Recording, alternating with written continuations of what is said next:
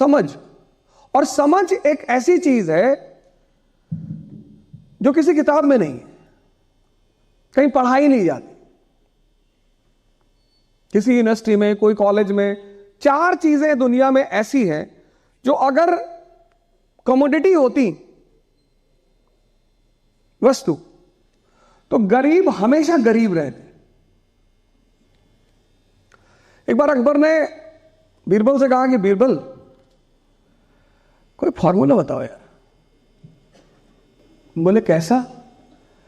बोले फॉर्मूला ऐसा बताओ कि हमारे परिवार का जो ये राजवंश है ये कभी खत्म ना हो। तो बीरबल ने कहा कि सरकार ऐसा कोई फॉर्मूला होता तो आपका राजवंश आता ही नहीं, क्योंकि अगर ये फॉर्मूला होता तो पहले के जो राजवंश है वो कभी खत्म ही नहीं होते। 4 चीजें, 4: अंडरस्टैंडिंग, डेयरनेस, एंथुजियाज्म और कॉन्फिडेंस। और ये 4 चीजें बाजार में नहीं मिलती। अगर ये मिलती तो अमीर इसको मोनोपोलाइज कर लेता, और जब मोनोपोलाइज कर लेता तो चंद्रगुप्त कभी सपना ही नहीं देख पाता सम्राट बनने का। समझ। चलो सिद्धांत अगर नहीं समझ में आता तो कहानी। एक बुढ़िया माता के घर में एक चोर कूदा रात में, तो बुढ़िया माता की नींद टूट गई। तो उन्होंने चोर को बुलाया अपने पास। बोले बेटा, तो चोर तो डर गया। तो बुढ़िया माता ने कहा बेटा डरने की कोई जरूरत नहीं है, मेरी बहू से मेरा झगड़ा है और मैं तुम्हें बता दूंगी कि इस घर में कहां कहां पैसा रखा है, कहां गहना रखा है, कहां धन रखा। मैं चाहती हूं कि मेरी बहू बर्बाद हो जाए। चोर तो बड़ा खुश हो गया कि यार उतरते ही प्री निकल गया, ये तो पहला अटेम्प्ट दी है, प्री क्वालीफाई कर गए। निकल जाता है प्री कभी कभी। अब देखो जिसके कॉन्सेप्ट नहीं क्लियर है ना, उनका मेंस फंसेगा। चोर तो बैठ गया माता जी के पास। माता जी बोली कि देखो बेटा मैं तुझे सब बता दूंगी, उस खिड़की में क्या है, वहां क्या है, उस बॉक्स के नीचे क्या, लेकिन तुझे मेरी कहानी सुननी पड़ेगी। चोर ने कहा माता जी सुनाओ। तो बुढ़िया माता ने कहानी सुनाना शुरू किया। कहा कि बेटा एक बार मैं राजस्थान गई, राजस्थान के मरुस्थल में मैं घूम रही थी और घूमते घूमते मैं मरुस्थल में खो गई। और जब खो गई तो चील के एक झुंड ने मेरे ऊपर हमला कर दिया, और जब उसने हमला किया तो मैं चिल्लाई पंकज पंकज पंकज। तो बुढ़िया माता के बेटे का नाम था पंकज। निकल आया, उसने चोर को देखा, बहुत मार मारा। तो तुक्के में प्री अगर निकल भी जाए तो बेस में अगर कॉन्सेप्चुअल क्लियरिटी नहीं है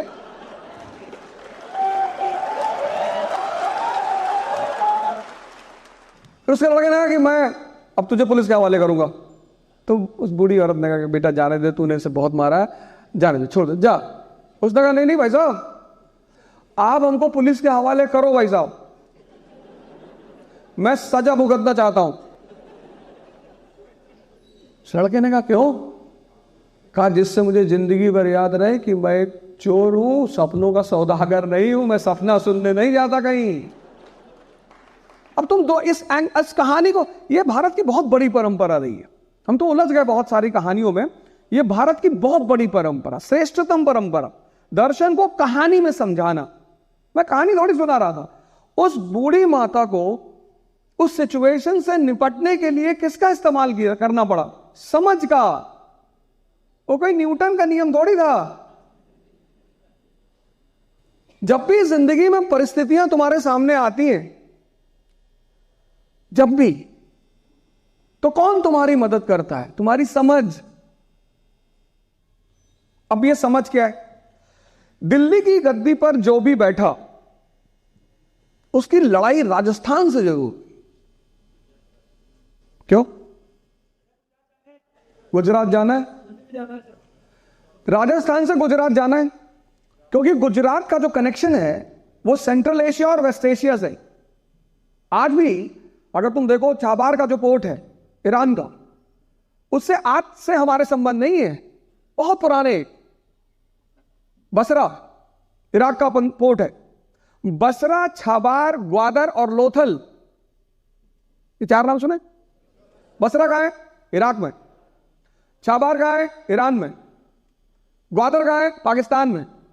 और लोथल गुजरात में।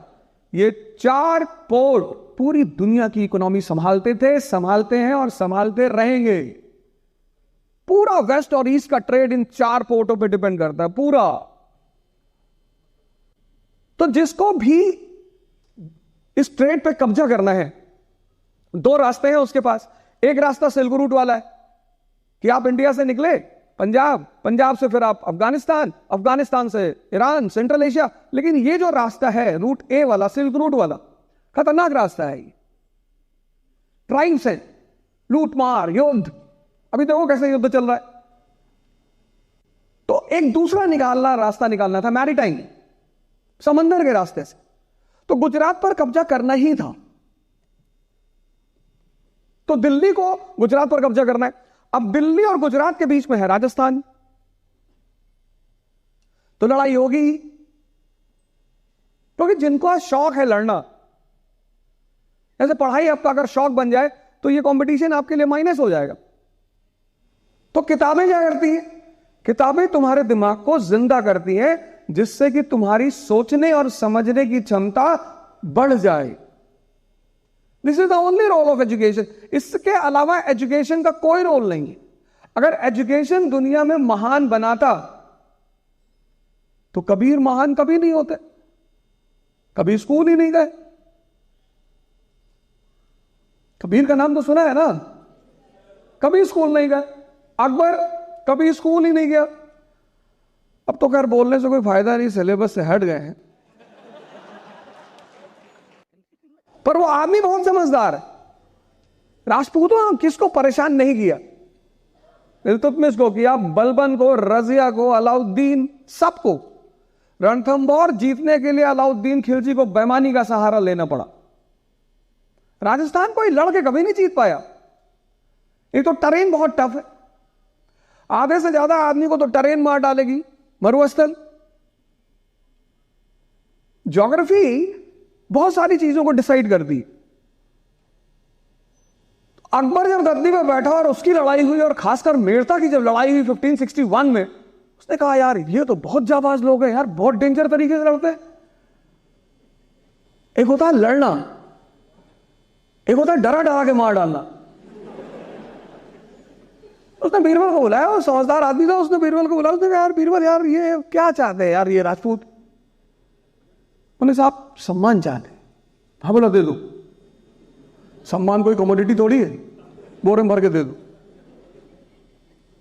पापा कहना, पापा कहो इनको।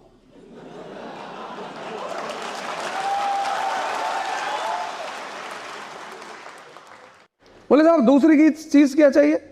बोले दूसरी चीज इनको चाहिए, इनको लड़ाई करना है साहब, युद्ध इनका शौक है साहब। अरे बोला बहुत अच्छा है यार, अफगानिस्तान में पोस्टिंग करो इनकी। तो मान सिंह की पोस्टिंग हुई गवर्नर ऑफ काबुल। अब एक तरफ अफगानी, उसको भी लड़ने का शौक है, उसका भी टेरेन बहुत खतरनाक है, और एक तरफ राजपूत, इनको भी लड़ने का शौक है, और दोनों लड़ रहे हैं। और अकबर